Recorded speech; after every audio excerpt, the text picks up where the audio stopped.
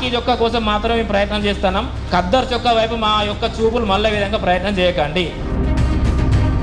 బల్మూరు వెంకటన్నకు అసలు కొంచెం అన్నా ఉండాలి, ఏమన్నా అంటే ఫీల్ అవుతారు కావచ్చు. కానీ ఈయన కుట్ర ఎట్లుండదంటే, రేవంత్ అన్నకు బల్మూరు వెంకటన్నకు తెలిసినా కూడా మళ్ళీ ఒకసారి ఇక్కడ చెప్పే కుట్ర ఏంటంటే, ఈయన ప్రతి ఒక్క ప్రభుత్వాన్ని కూల్చడానికే ప్రయత్నం చేస్తాడు. ప్రధానంగా మొదలైన సమస్య రేవంత్ రెడ్డి జాబ్ క్యాలెండర్ అనే విషయాన్ని ప్రకటించడం వల్ల మొదలైంది. ఆయన జాబ్ క్యాలెండర్లు ప్రకటించి 2023 అధికారంలోకి రాగానే పోలీస్ నోటిఫికేషన్ ఇస్తా అని చెప్పేసి అందులో మెన్షన్ చేస్తాడు, విత్ డేట్స్తో సహా మెన్షన్ చేస్తాడు. అట్లా మెన్షన్ చేస్తూనే అధికారంలోకి రాగానే పోలీసు ఉద్యోగాల్లో కూడా వయో పరిమితి పెంచుతున్నా అని చెప్పేసి అప్పటికే ఉన్నటువంటి రిలాక్సేషన్కి అదనంగా 2 సంవత్సరాలు పెంచుతూ జీవో నెంబర్ 31 తీసుకొచ్చిండు. ఆ జీవోలు అనేటివి ఎప్పటి వరకు అమల్లో ఉన్నాయంటే మొన్న 2026 ఫిబ్రవరి వరకు అమల్లో ఉన్నాయి. రిలాక్సేషన్ కానిస్టేబుల్కి 34, ఎస్ఐకి 37 ఉన్న విధంగా కనీసం కొనసాగించినా ఏం కాకపోతుండే. అట్లా కాకుండా ఇంకా 2 సంవత్సరాలు తగ్గించి నోటిఫికేషన్ అనేది ఇవ్వడం జరిగింది. అంటే ఇప్పుడు ఇక్కడ నుంచి మొదలు పెడితే రేవంత్ రెడ్డి అధికారంలో నుంచి వచ్చినప్పటి నుంచి మొదలు పెడితే ఇప్పటి వరకు ఆయన గత నోటిఫికేషన్ అయిన 2022లో అయిపోయిన నోటిఫికేషన్ నుంచి ఇప్పటి వరకు ప్రిపరేషన్లో ఉన్న అభ్యర్థులు 4 ఏళ్ల నుంచి ప్రిపరేషన్లో ఉన్నారు. ఒక్కొక్కరు అప్పులు చేసుకొని భార్య పిల్లలను వదిలిపెట్టి వివిధ రకాల నష్టాలను కష్టాలను భరించుకుంటా దిల్సుఖ్నగర్ గల్లీలల్లా, అశోక్ నగర్ గల్లీలల్లా ఒక పూట తిండి తినకుండా ఒక పూట తిండి తింటూ కేవలం ఆ సాయిబాబా గుడిలో తిండి తిని చదువుకున్న అభ్యర్థులు కూడా చాలా మంది ఉన్నారు. ఇంటికాడ ఉండి ఇప్పుడు మీ అభ్యర్థులు ఎవరైతే ఉన్నారో విద్యార్థులు, ఇది ఖచ్చితంగా మీరు అనుకుంటారు 7,000 ఇచ్చిండు మీరు సంఘాలు గుద్దుకొని నౌకరు కొట్టుకుంటా అనుకుంటారు. కానీ గతంలో ఉన్నట్టుగా అంటే ఇప్పుడు అత్యధికమైన సమస్యలు అనేవి మొదలు కాబోతే జస్ట్ ప్రిలిమినరీ ఎగ్జామ్ రాసినాక చూడు దీని తడాక అన్నది అర్థమవుతుంది. ఆయనే బల్మూరు వెంకటన్నకు అసలు కొంచెం అన్నా ఉండాలి, ఏమన్నా అంటే ఫీల్ అవుతారు కావచ్చు. కానీ కొంచెం అన్న ఉండాలి. గతంలో లాంగ్ జంప్ అనేది 4 మీటర్లు ఉన్నదనే ఉద్దేశంతోనే నువ్వు కొట్లాడుతుంది. ఇప్పుడు మళ్ళీ నోటిఫికేషన్ 4 మీటర్లు పెట్టిపించినావు. ఎందుకంటే ఎందుకు దులకలేదంటే 4 మీటర్లు కాదు 10 మీటర్లు అయినా దులకగల సత్తా ఉంటుంది. ఈ వివి శ్రీనివాసరావు కుట్ర ఎట్లుంటుందంటే, వాస్తవానికి ఈవెంట్స్ ఎట్లా పెట్టాలంటే, ఒక వ్యక్తి ఫలానా నుంచి టేకాఫ్ తీసుకొని పడితే అక్కడ నుంచి టేప్ పెట్టి ఒలవాలి. టేప్ పెట్టి ఒలకుండా ఆయన ఏం చేస్తారంటే ముందట 4 మీటర్లు పట్టు పెడతాడు, అటో పట్టు పెడతాడు.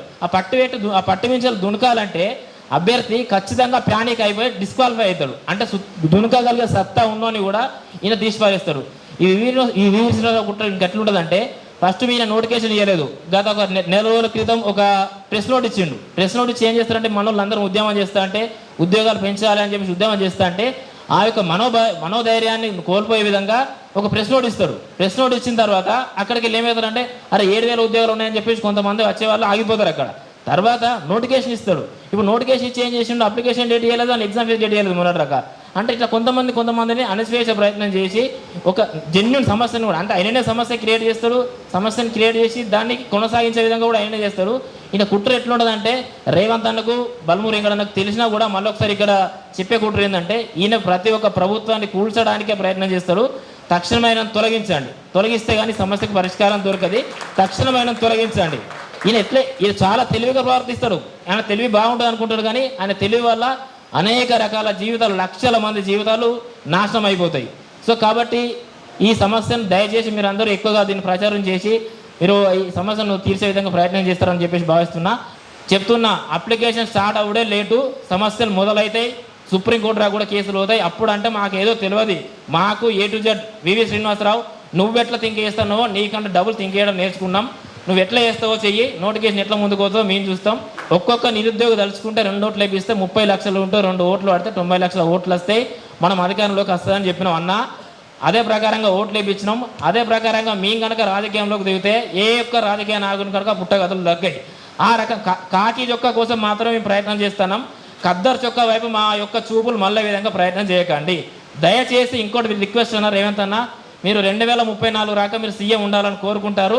మీరు సీఎం ఉండే విధంగా మేము ప్రయత్నం చేస్తాం. ఎట్లా అంటే మీకు ఉన్నటువంటి ఇంటెలిజెన్స్ వ్యవస్థ సరిగా సమాచారం ఇస్తుందో లేదో మాకు పోలీసు ఉద్యోగాలు ఇవ్వండి. చీమ చిటుక్కు అన్నా కూడా మీకు ఎలాంటి సమాచారం కావాలో అలాంటి సమాచారం ఇచ్చుకుంటా ఈ సమస్యలను క్లియర్ చేసి కనుక నోటిఫికేషన్ ఇచ్చి మమ్మల్ని కనుక సెలక్షన్ అయ్యే విధంగా చేస్తే చీమ చిటుక్కు అన్నా కూడా మీకు సమాచారం చేరవేస్తాం. మిమ్మల్ని సీఎం చేయించే బాధ్యత మేము బతుకున్నంత వరకు మిమ్మల్ని సీఎంగా చూడాలనుకుంటున్నామన్నా. మీరు 2034 కాదు, మేము బతుకున్నంత వరకు మీరు సీఎం ఉండాలని కోరుకుంటున్నాం. మీరు మిమ్మల్ని సీఎం చేసే బాధ్యత మాది, మా సమస్యలను తీర్చే బాధ మీది.